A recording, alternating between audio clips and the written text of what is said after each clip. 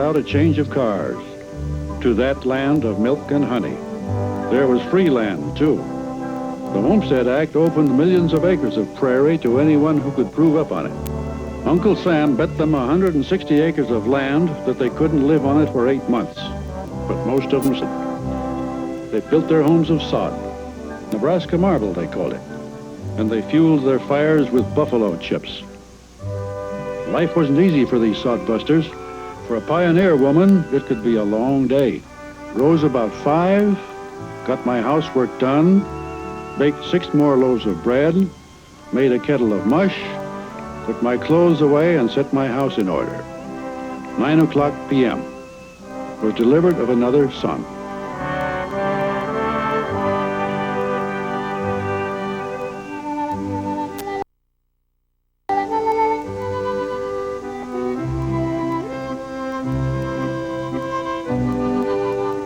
They were called soddies and nesters and plow jockeys. They raised hardy crops and sturdy children. They put the roots down deep because they were the ones who came not to rape the land nor rob it, but to make it rich and harvest the fruit of it, and to make it rich again.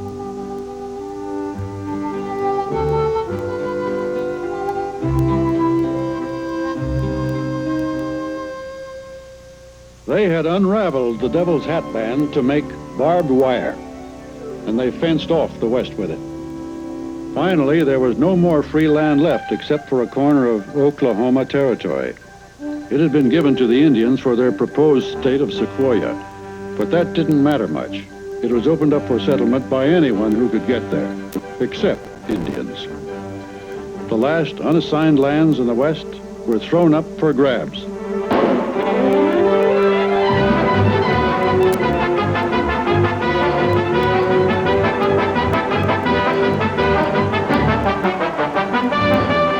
$50,000 land seekers showed up. The legal ones were boomers. Sooners were the ones who sneaked in the night before.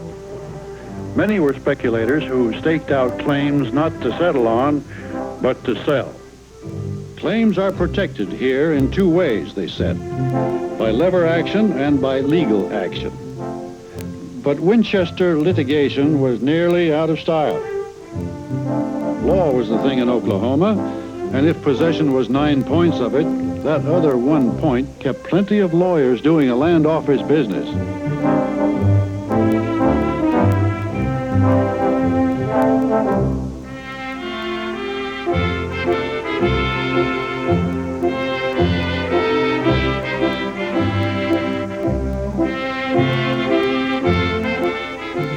The great outdoors was gridironed into town lots.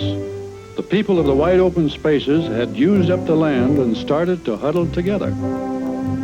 City life would make it easier to acquire material wealth, communicable diseases, and culture.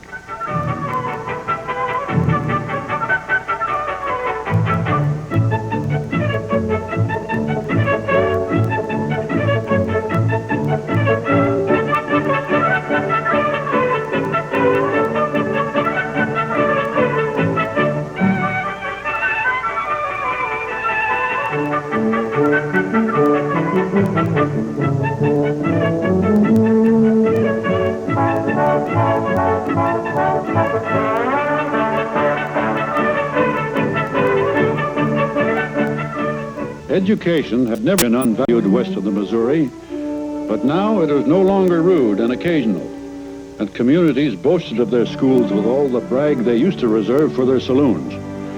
And they were in God's country. That they knew, and most of them admitted it and were grateful. So they built him a house, the best in town.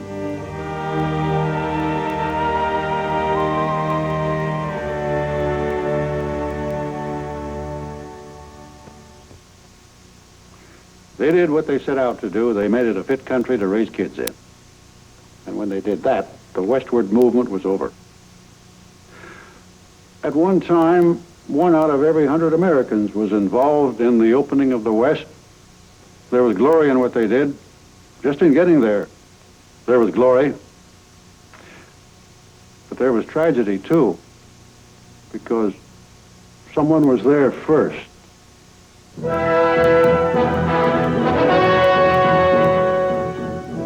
He and the people of the prairie and the plains, the Sioux, the Cree, Arapaho, the Kiowa, Crow, Cheyenne, Shoshone, Pawnee, and the people of the mountains and the foothills of the mountains, the Blackfoot, Nez Perce, Assiniboine, and Modoc, and the people of the desert and the dry places, the Ute, the Navajo, the Jicarilla Apache, Mescalero, Chiricahua.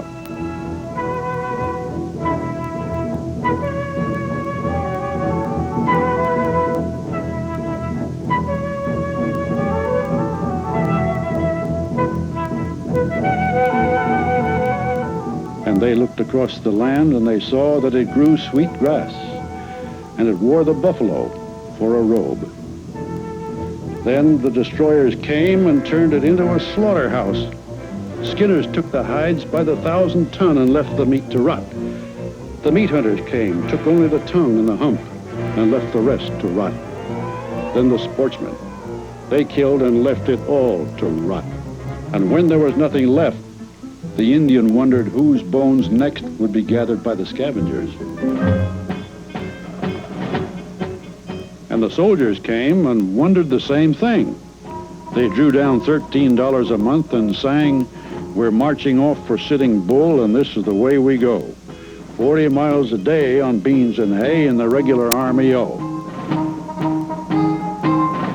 The Indians called him Dogface, Wagon Gun Soldier, and Heap Walk Man. And he wondered, what was he doing so far from home? And like soldiers everywhere, he passed the time drilling and housekeeping and waiting for something to happen.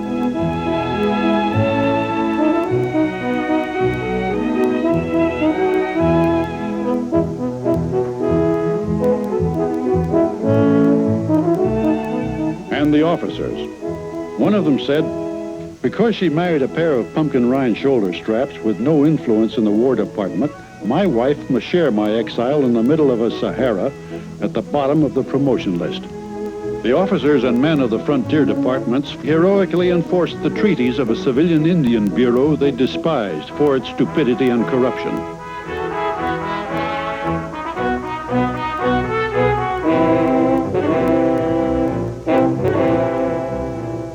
Of one peace commission, Sitting Bull said, "I would have more faith in the grandfather in Washington if he did not have so many bald-headed thieves working for him." But the Indian's crime was greater. He was in the way.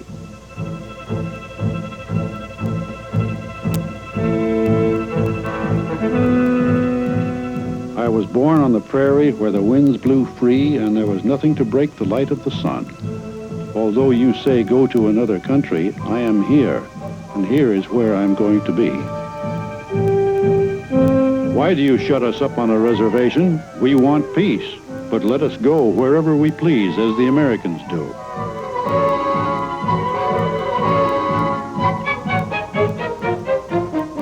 The white man has the country which we love, and we only wish to wander on the prairie until we die. I want no blood upon my land to stain the grass. All we ask is to be let alone. If the grandfather can control his young men, we shall have peace. What treaty have the whites ever made with us that they have ever kept? Not one.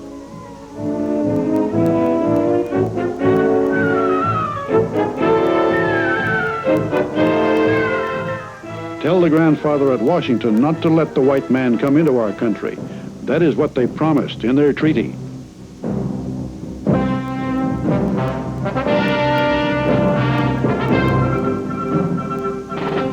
And then the white man spoke. "The more I see of these Indians, the more convinced I am that they all have to be killed or maintained as a species of paupers. The only good Indian is a dead Indian.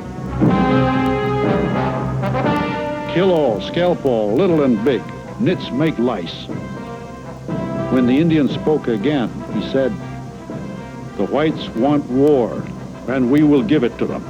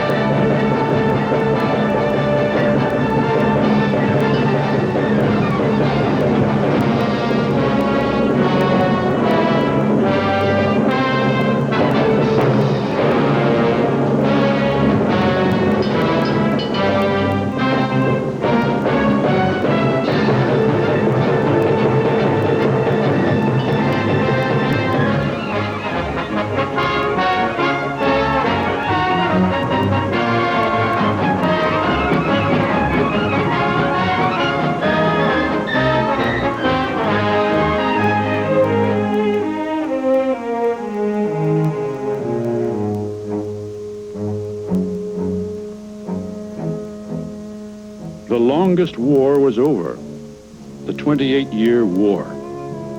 It was a civil war, fought between two American armies on their own American soil.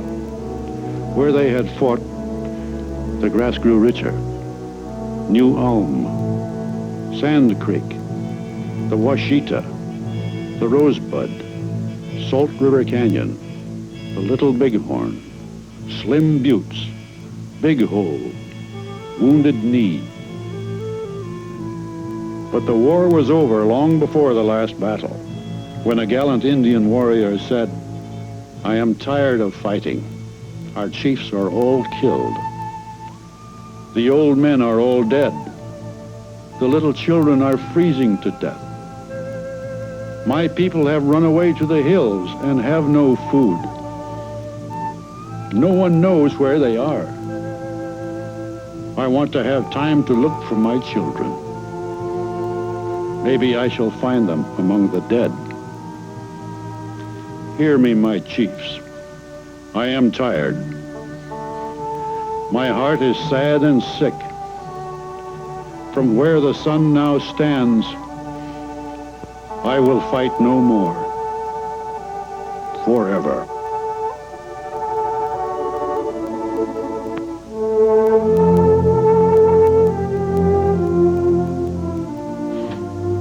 The real West.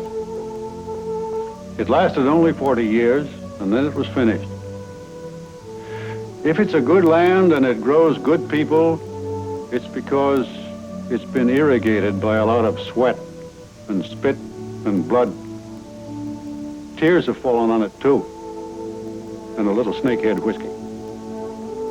An old-timer said it best, "It's big and pretty now, all right, and I helped build it.